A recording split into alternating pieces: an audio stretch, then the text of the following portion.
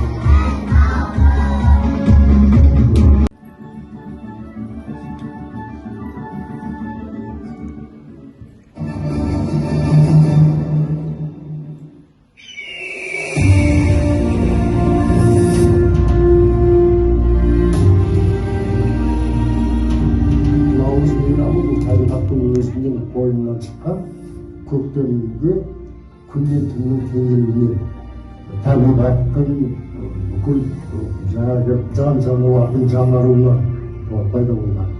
Осыған байланысты бұл елде біздің арғы ата бабаларымыз ең басында мына наурызды тойламас бұрын бір апта бұрын мына бүкіл жаңағы өзі тұрған ауылдың маңайын бәрін тазалайды екен. Арық атсыздарды жөндейді, бұлақтар болса көзін ашады. Адам өзі рухани тазалану керек. Бұл басқа мейрамдарда жоқ. Рухани жаңа біреумен ұрыс шықпаса, біреуге жаман ойласа, біреумен жаңа кек сақтап жүріп осыны бәрі жою керек. Қыс бойы жаңағы көшпенді аттан сол қыстың қытымды қыстан шыққаннан кейін бір-бірімен араласып көріседі, содан кейін кісілерден бата алады. Наурыздың бір ерекшелігі сол үлкен атаққа неден бата алсаң, сол өмір сүріп сол өзің бақытты болады дейді.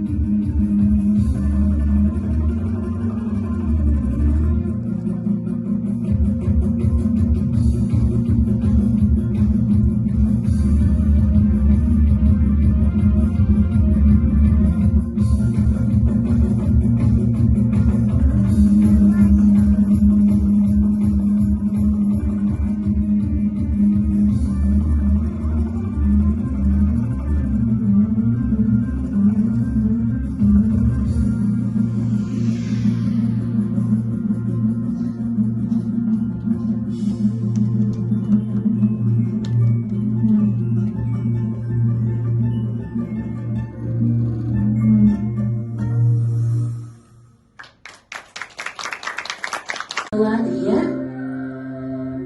Әрине, көктем жаңару мезгілі. Әке, айналамызда ағаштар көп екен. Осы ағаш егудің қандай пайдасы бар? Балам, жердің көзі ағаш деген. Біздің табиғатымыз өте әдем. Осы әсем табиғатымызды одан әрі көркейту үшін біз ауламызға көп ағаштар отырғызуымыз керек. Кел, балам, екеуміз ағаш отырғызайық.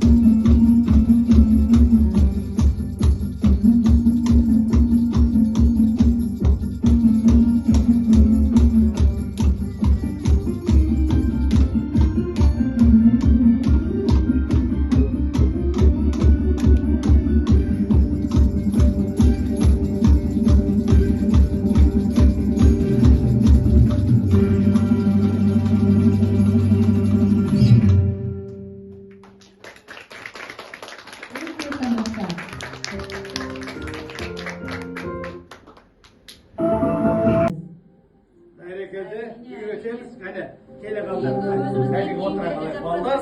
Кәне ол немере балдар келіп отыра қалыңдар былай қарай. Кел. Әкел қамшыларың кәне былай отыр. Былай. Былай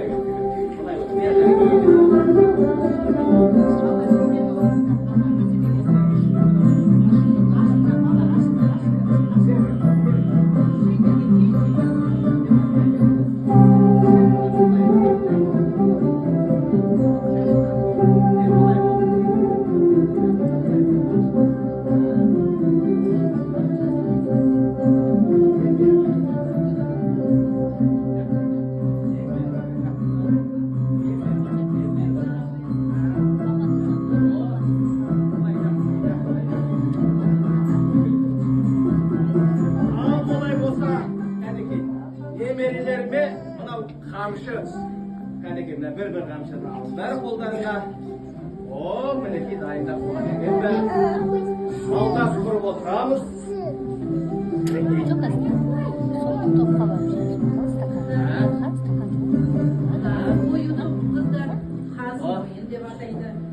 Қаз мойынды негізінде әйелдердің көйлегінің етегіне, жағасына орналастырады. Кәнекей балдарым. Ал енді мына қошқарыңыз Балалар, малдас құрамызды мына қамшыны бетіп екі аяғымыздың ортасына бетіп қысып аламыз. Түсіндіңдер ме? Міне былай қысып алыңдар. Мына екі аяқтың ортасына. Мына қамшыны балдар, мына негізі мына өрілген дайын дүниені қамшы деп айтамыз да. Ал мынаны қамшының сабы дейміз. Ал одан кейін мынау әдей былғармен жасалған дүниені бұны қамшының не деп айтамыз? Өрімі. Солай ғой да? Бұл қазақтың өмірінде қамшының өрімі әртүрлі болған. 4 өрім, 5 өрім, 6 өрім, 7 өрім, 8 өрім тыңдап отыр, 8 өрім көп. Ал мынау қамшының сабын арнайы мықты ағаштардан, тобылғыдан, еменнен әдей ойыптып, өрнектеп, жан-жағын ойыптып жасаған. Одан кейін мына былғармен әдем малдың терісі былғарына алып, оны өңдеп, әдемілеп оны бояп, қазір біз мына 3 сендерге оңай бала қамшын жасаймыз қазір, бала ыңғайлы. Көрдіңдер ме? Мына негізі қамшы біздің қазақ елінде өте қасиетті дүние болып есептеледі. Мына баяғы ерте замандарда біздің қазақтың ең бір мықты дүниесі бұл қамшы болған. Өйткені қамшымен дау болған кезде, елде той домалақ болған кезде, мына сөз сөйлейтін адамдар, қазір біз сөз сөйлегенде қол көтереміз ғой былай да. О кезде міне қамшыны көтеріп, міне мен сөз алайыншы, мен сөз айтам деп міне қамшыны көтеріп сөйлеген. Содан кейін қамшы, ал содан кейін қамшыны ұстап жүрген кезде, балдар қараңдар, былай ұстап жүруге болмайды оны. Ол былай ұстау, бұл дұшпандықтың, әдепсіздіктің белгісі болады. Дұрыс міне қолда міне қол киіп аласың мынаны, одан кейін қамшыны былай ұстап жүреді. Бұл да бір мәдениеттің белгісі. Ал енді көрдің ғой, жаңа айттым ғой сендерге балам. Кәне аламыз, өреміз, кәне бастаймыз. Ой, мына бол, кәне екі аяқтың ортасына қысып аламыз. Міне ыңғайлап өзіңе екі аяқтың ортасына. Былай бол. Енді екі аяқтың ортасына.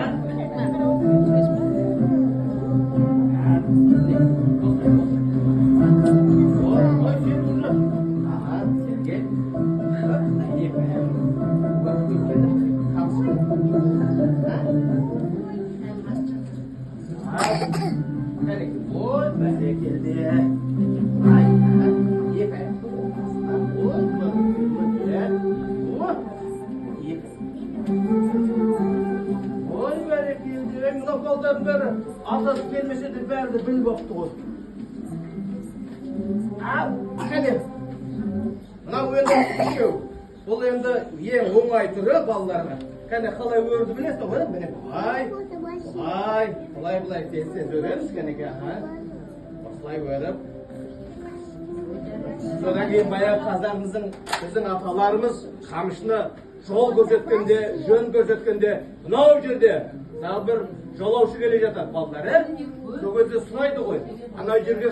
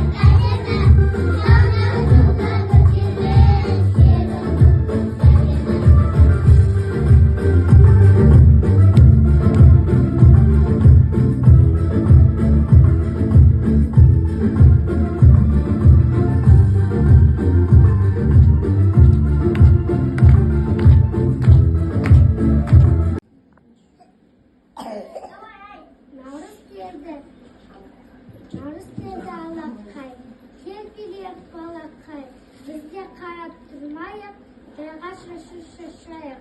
Той думаға келдіңіз, тамашалап көрдіңіз. Ән айтайық, бәріміз қол соғайық, бәріміз. Жасқан әй дәурі, көзім деген көктемде суға жасқан ауры. Жеті дөрден сауып, дән тапсыған наурыз. Бақыт тіле халыққа молшылға келді наурыз.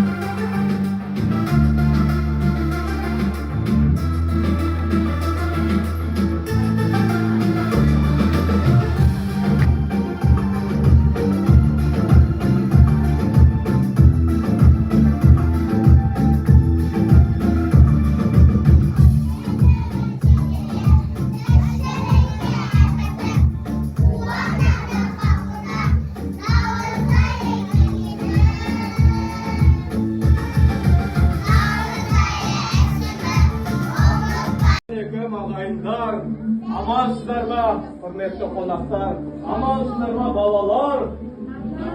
Мынау елімізге жаңа жыл келді. Жаңа жыл демек ол жаңару жылы келді. Олай болса, ұлыс оң болсын, ақ мол болсын, қайда барсаң жол болсын. Солай ма, балалар? Әнекей, әне қолдарып жайыңдар, аталарына бата берейін. Аузубиллахиминашшайтанирражим, бисмиллахиррахманиррахим. Жарылға Алла қабілет, жарылқаудың қамнет, ізет абырой береке, қызыр қара бақ қонып, не тілесеңдер Алла тілектеріңді қабыл ет. Бақытты мынау заманда ұрпақтарыңыз көктеп көгерсін, шаңырақтарында асырсап, немере шөбере шөпшек көбейсін. Алла тағала ұрпақтарыңызға антына берік, сертіне адал, хақ жолдан таймайтын мықты иман берсін, байлық берсін, дәулет берсін, бақыт берсін, және батпандай салмақ берсін. Елімізге жатқан жаңа жыл құтты болсын ағайын деп. Аумин, Аллаху акбар. Ал олай болса, жаңа жылдарыңыз құтты болсын тағы да ағайындар. Айтпақшы, мен жаңағы алып берді. Балдарға арналған сыйлық та бар екен. Мінекей әулеттің келіндері алып көрсетіңдер. Ай, бәрекелді. Кәне алдын ашып көрсетіңдер.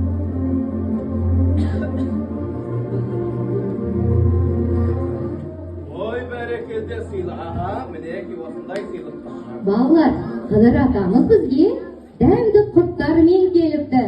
Рахмет айтамыз.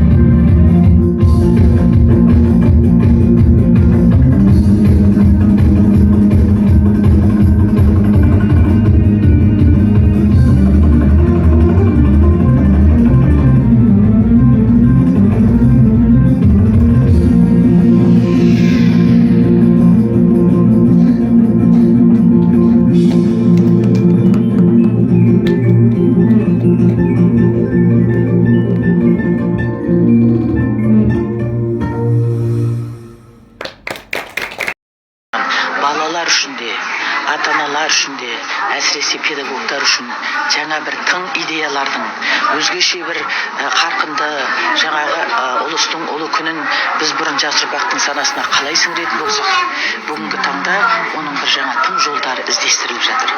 Наурыз ежелден тазару мейрамы, ескі жыл есірке, жаңа жыл жарылқа деп жақсы тілек тілеп, бір серпіліп бой жазатын ішкі тазалық пен сыртқы тазалыққа тағы бір мән беретін күн. Аружан Задабек, Айзада Төребек қызы, Астана Таймс. Сенат төрағасы